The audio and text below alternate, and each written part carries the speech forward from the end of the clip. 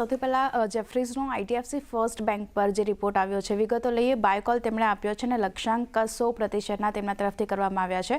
Deposit franchise tech platform અને જે ખાસ કરીને જે વિતરણમાં જે સ્થિતિ છે બેંકની તે આપણને સારી રહેતી દેખાઈ રહી છે. સાથે જ જે ઓપેક્સની વાત કરીએ તો અહીંયા પણ ક્રેડિટ કાર્ડના ટર્ન અરાઉન્ડ પર ખાસ કરીને હવે ફોકસ રહેતું દેખાશે. ક્રેડિટ કોસ્ટ પર FY24માં 1.3%થી FY27 સુધી 1.8% સુધીની વૃદ્ધિ જે છે તે પણ આપણને જોવા મળી શકે છે અને આરઓએમાં ખાસ કરીને 1.5%નો વધારો અપેક્ષિત છે.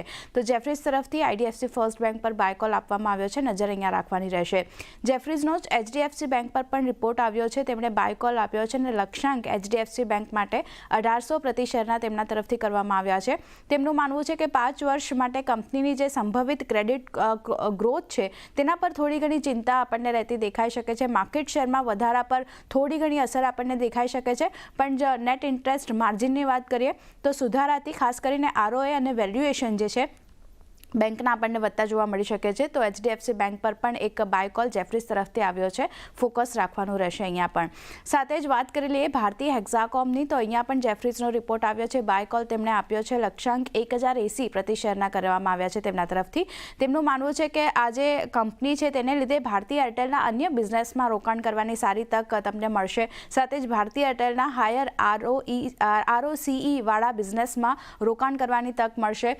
FY24થી લઈને FY27 સુધી આવકની વાત કરીએ તો 16% અને એબિટા 21% વધવાની અપેક્ષા ખાસ કરીને રાખી રહ્યા છે જેફરીઝ. અને મજબૂત રોકડ જનરેશનના કારણે 5500 કરોડનું ડિલિવરિંગ જે છે તે ખાસ કરીને અહીંયાથી થવું જોઈએ. તો એક જેફરીઝનો પણ રિપોર્ટ ભારતીય હેક્ઝાકોમને લઈને પોઝિટિવ આવી રહ્યો છે. બાયકોલ તેમના તરફથી છે, નજર રાખવાની રહેશે.